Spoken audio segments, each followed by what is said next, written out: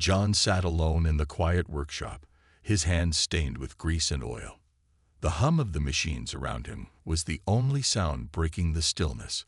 As a skilled engineer, he was used to working on strange projects, repairing old spacecrafts, fixing broken engines, or tuning up machinery that had been through the ringer. But today, as he wiped his hands on a rag, he felt the weight of exhaustion pressing down on him. It had been a long week, and all he wanted was to finish his work and get some sleep. The sudden crackle of the communication console broke through his thoughts, followed by an urgent, broken transmission. Distress. Unidentified vessel. Urgent repair. Need help. John's brow furrowed as he leaned forward, squinting at the screen. The signal was weak, but it was enough to catch his attention. The coordinates marked on the screen were deep in uncharted space, not exactly the kind of place where routine distress calls came from. His curiosity piqued. John hit a button to trace the source. It wasn't long before he located the vessel, a sleek, advanced ship that didn't belong to any known species.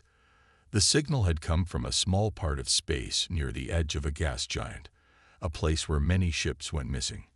Without hesitation, John prepared his ship for launch. Hours later, John's ship drifted through the cold expanse of space. The stars twinkled in every direction, but the space around him felt eerie and quiet. He arrived at the coordinates, scanning the area for any sign of life. In the distance, he saw the damaged alien vessel, its sleek, metallic surface shimmering even in the darkness. But something about it seemed off. There was no movement, no sign of life from the ship. It was eerily silent. John docked his ship with the alien vessel, carefully maneuvering his way into the hangar. As he made his way inside, the door to the ship's main section slid open, and a soft blue glow filled the hallway. He took a deep breath, ready to face whatever situation lay ahead. His heart was racing. This was no ordinary repair job. The interior of the ship was like nothing he had ever seen. The walls were covered with intricate alien designs, glowing faintly in different colors. The air smelled strange, like a mixture of metal and something sweet. John moved cautiously, following the faint sounds of voices calling for help. As he turned a corner, he came face to face with a group of alien women. They were tall and slender, with glowing blue skin and silver eyes that seemed to sparkle in the low light.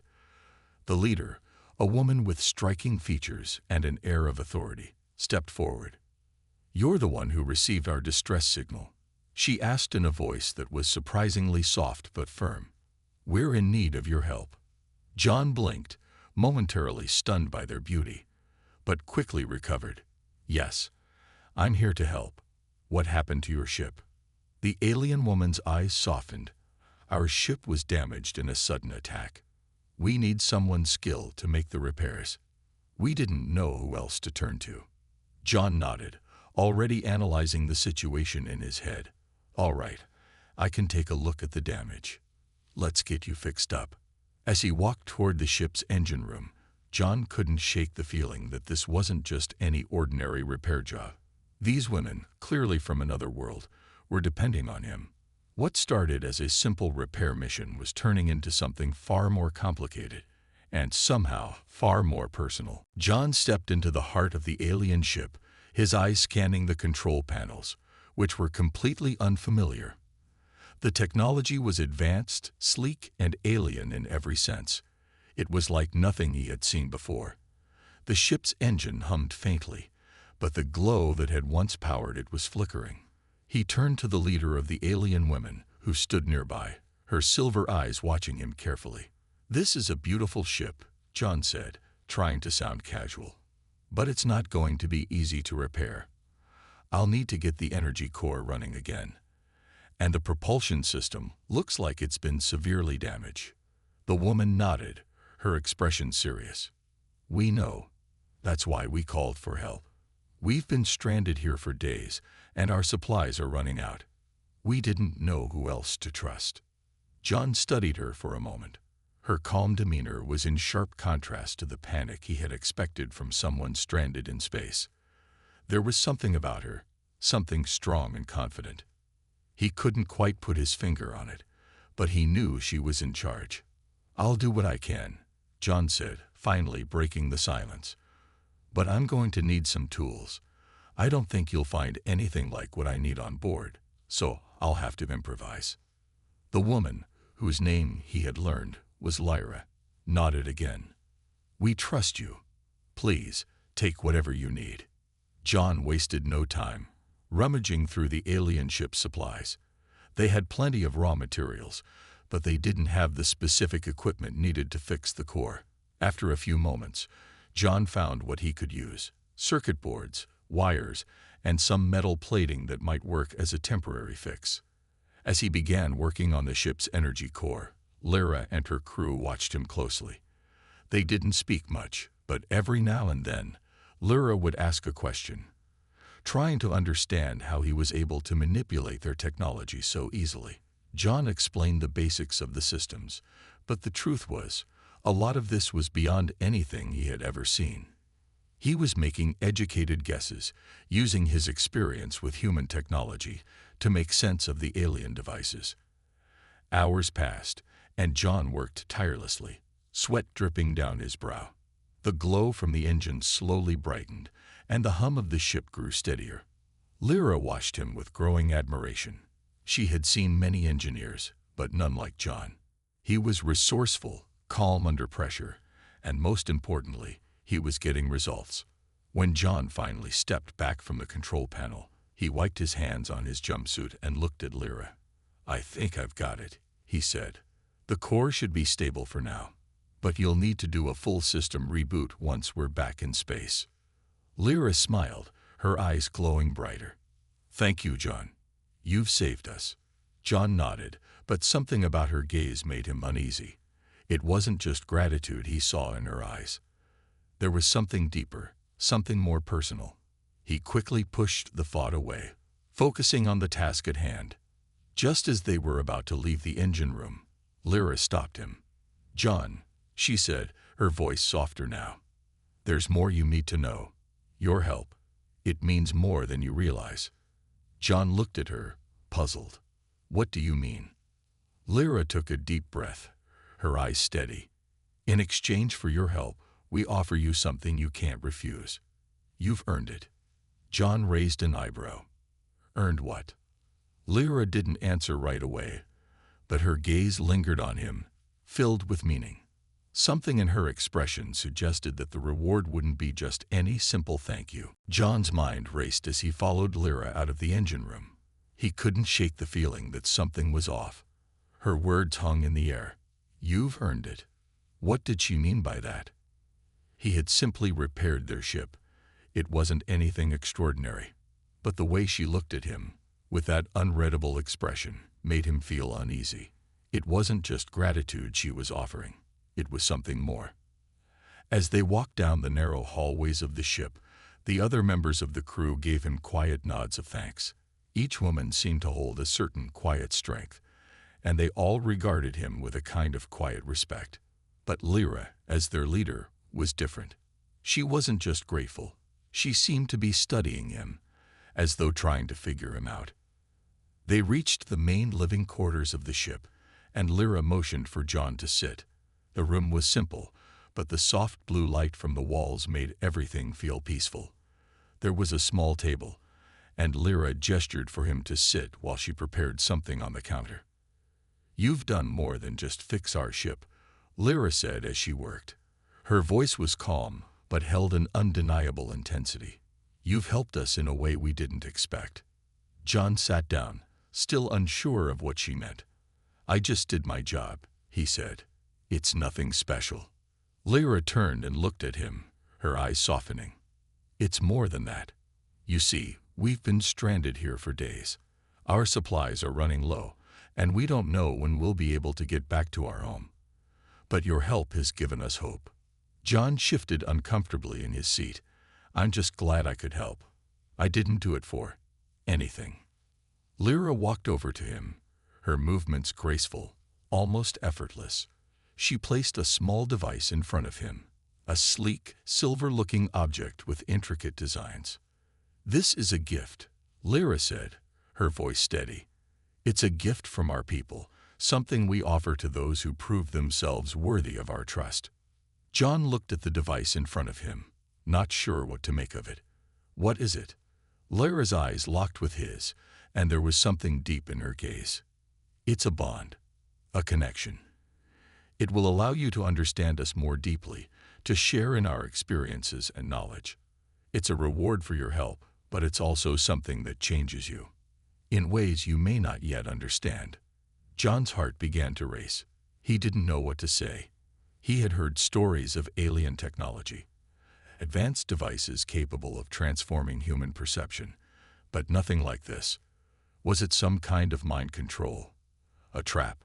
He glanced at Lyra, whose calm demeanor reassured him, though the sense of uncertainty remained. You don't have to accept it, she said, as if reading his thoughts. But we believe you are someone who is open to understanding things beyond what you know. This bond will change you, yes, but it will also connect us in ways that transcend simple gratitude. John's head spun. He had come here to fix a ship, not to become part of something bigger. Yet in his gut, he felt a pull, an instinct to trust Lyra and her crew. They had shown him nothing but respect, and they were clearly in need of help. It felt strange to consider, but maybe this was the kind of reward that couldn't be measured in just material terms. He looked up at Lyra, who was watching him with a mix of anticipation and patience. What will it do to me? He asked cautiously. Lyra smiled faintly, but there was something both reassuring and mysterious in her expression. It will allow you to experience the world as we do, to understand our culture, our emotions, our thoughts. It's a powerful bond, and it will make you more than just a human engineer. It will make you part of us. John stared at the device, his mind racing. Could he accept something like this? The idea of being part of something greater than himself was tempting, but the fear of losing his own identity gnawed at him. But then he remembered the look in Lyra's eyes, genuine, honest, and filled with trust. Maybe this was his chance to truly make a difference, to see the universe through their eyes, and maybe, just maybe, to find something that would make his life feel like it had a greater purpose. I'll accept it, John said finally, his voice steady. But I want to understand everything about it. I don't want to rush into something I don't understand. Lyra's smile widened, and for the first time, John saw a hint of warmth in her eyes. You will, and you'll never regret it. John took a deep breath as Lyra placed the sleek, silver device in his hand. It felt cool to the touch, smooth and weightless, like something far more advanced than anything he'd ever encountered. He stared at it for a moment, unsure of what exactly he was about to do. But Lyra's calm presence gave him a strange sense of reassurance. This will change you, John, she said, her voice gentle yet firm. Once you accept it, the bond will be formed. You will understand us, and in return, we'll understand you. It's a deeper connection than you can imagine. He hesitated but then nodded. He had already helped them, and somehow he knew this wasn't a simple gesture of thanks. The decision wasn't just about the reward. It was about what it meant to be part of something greater, something beyond his quiet, routine life. I'm ready, John said, his voice steady. Lyra smiled, and her eyes seemed to soften. Good. This will only take a moment. Without further hesitation, Lyra gently placed her hand over his, guiding him to press the device against his chest. As soon as the device touched his skin, a pulse of energy surged through him, a tingling sensation that started small but quickly spread throughout his entire body. It wasn't painful, but it was intense, overwhelming, even. He felt his heart race, his senses sharpening, as if the world around him was suddenly clearer, more vivid. His breath caught in his throat, and his vision blurred for a moment. Images, thoughts, and emotions seemed to flood his mind, like they weren't even his own. He saw flashes of alien landscapes, vast, unfamiliar cities, beautiful skies, and strange creatures. He felt the weight of responsibility that came with being part of a species that had lived for thousands of years, the shared emotions of the alien women, their hopes, fears, and dreams. Then, just as quickly as it had started, the sensation began to fade. John blinked, finding himself back in the room with Lyra. The ship's soft, blue glow still illuminated the walls, but now he could hear the faint hum of their collective thoughts in his mind. He could almost sense what Lyra was feeling, her strength, her resolve, but also the weight of the trust she had placed in him. "Are you okay?" Lyra asked, her voice filled with concern. John opened his eyes and nodded slowly. "Yeah, I think so. It's just a lot." "I know," she said softly. "The bond is strong, but it will take time to adjust. You'll feel it more as time goes on. The connection won't just be one way. You'll begin to understand us in ways you never thought possible." John closed his eyes for a moment, letting the flood of new sensations settle. It wasn't just the alien culture that had entered his mind.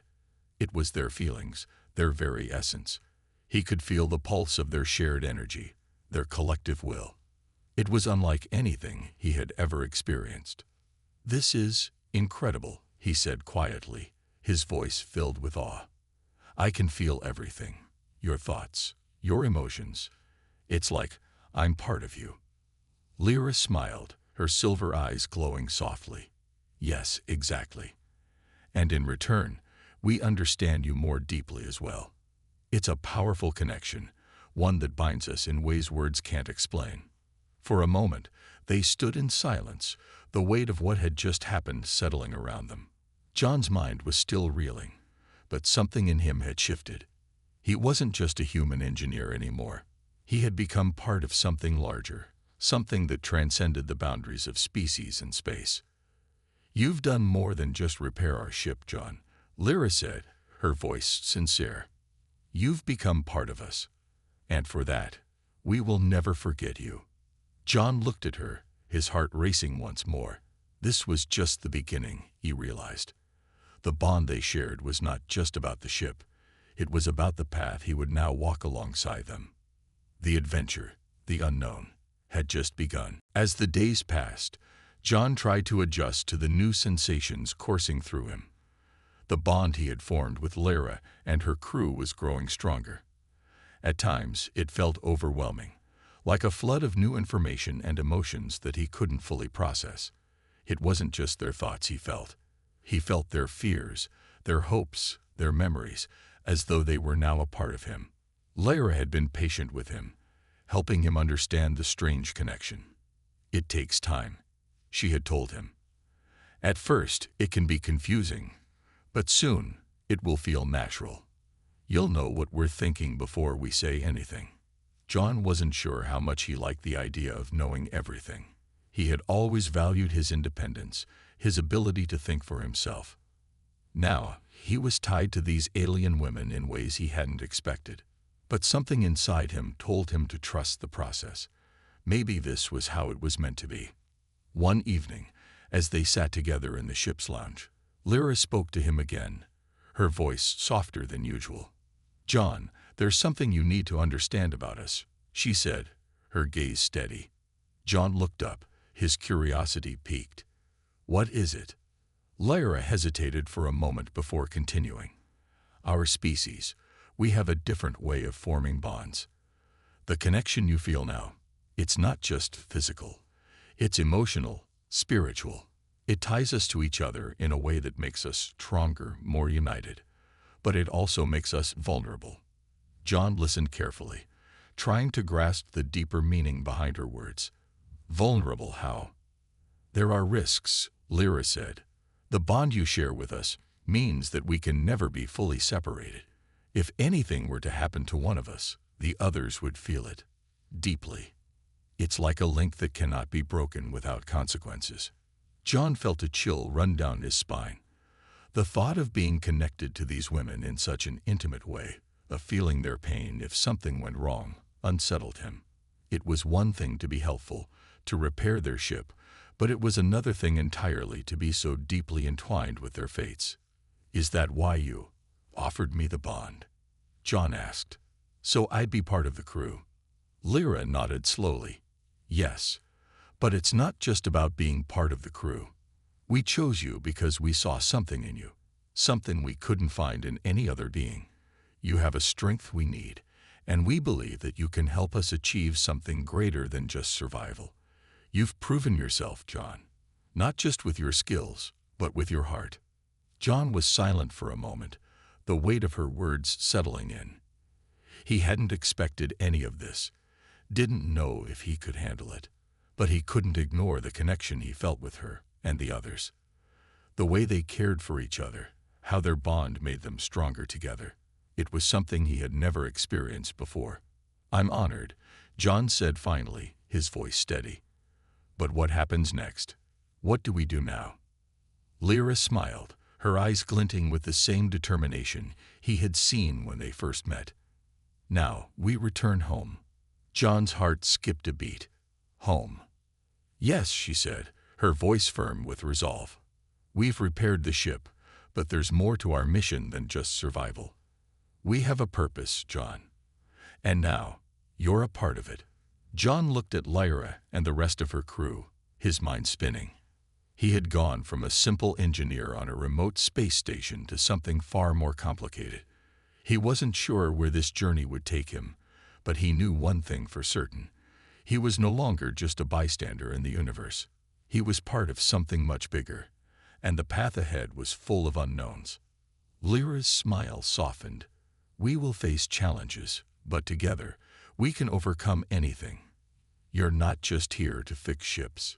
You're here to help us rebuild. John took a deep breath, feeling the weight of his decision. He wasn't sure what he had gotten himself into, but one thing was clear. He was in this for the long haul. The adventure had only just begun. John stood at the controls of the ship, staring out into the vast expanse of space. The stars seemed to stretch endlessly before him, a breathtaking sight that reminded him just how small and insignificant he once thought he was. But now things were different. He was part of something much bigger than himself, a crew of alien women he had helped, and who had now become a part of him. As strange as that seemed, the bond he shared with them was unlike anything he had ever known. Lyra, the captain, walked up beside him, her calm presence grounding him as always. She stood silently for a moment, watching the stars with him. Her glowing blue eyes reflected the lights of the universe around them. It had been several days since the ship was repaired, and the crew was now preparing to leave the asteroid belt behind. The repairs were complete, but John knew that this wasn't the end of their journey. It was just the beginning. How long until we reach your home planet? John asked, glancing at Lyra. Lyra's voice was soft, but filled with a quiet determination. It will take a few weeks, but we should be safe now. The ship is stable, and we are out of danger. But that doesn't mean we are completely safe. John turned to her, confusion in his eyes. What do you mean? Lyra met his gaze, her expression serious. There are those who want to stop us from returning. We have enemies, powerful ones, who will do anything to prevent us from going home. The bond we share makes us stronger, but it also makes us more vulnerable to them. You, John, are part of that now, and they may come after you. John's heart skipped a beat. The idea of facing enemies he didn't even understand was terrifying. But what choice did he have? He had already made the decision to help them, to be a part of their mission. And with that decision, he had made himself a target. The bond between him and the crew was powerful, but it also tied him to their fate. We'll be ready, Lyra continued, her tone resolute. Together, we can handle whatever comes our way. John nodded, taking comfort in her words. He trusted Lyra and the crew more than he ever thought possible. The bond they shared, the way it connected them all, was unlike anything he had ever experienced. It wasn't just about being part of their crew, it was about being part of their story, their future. As the days passed, John grew more attuned to the alien women and their culture. He could sense their emotions, even their thoughts. Sometimes, it was as though he could feel their very essence, their hopes and fears, and they, in turn, could sense his thoughts and feelings. It was a strange, almost overwhelming experience, but it also made him feel more connected to them than he ever thought possible. But the deeper bond didn't come without its challenges. At times, the emotions and sensations were too much. There were moments when John felt like he was losing himself, like he was becoming too entwined with them, his own identity slipping away. But Lyra was always there, guiding him through it, reassuring him that the bond would not overtake him. One evening, as the ship cruised through the depths of space, Lyra pulled John aside. The stars outside the window shimmered in the distance, casting a soft glow over her face. "I need to tell you something," Lyra said quietly, her voice filled with a deep sincerity. "The bond we share is not just about trust. It's about purpose. You are more than just a repairman to us, John. You are part of something much greater. Our people need you." John frowned, unsure of what she meant. "What do you mean?" Lyra took a step closer, her eyes filled with meaning. "You've shown us that you are more than capable, that you're strong in ways we didn't expect. We believe you can help us not just survive, but thrive. There's a place for you with us, John, a place in our future. And when we return home, we will need you by our side." John swallowed hard, the weight of her words sinking in. He had known he was important to them, but this was different. This wasn't just about fixing a ship or helping them survive. It was about building a future together, one that was intertwined with theirs.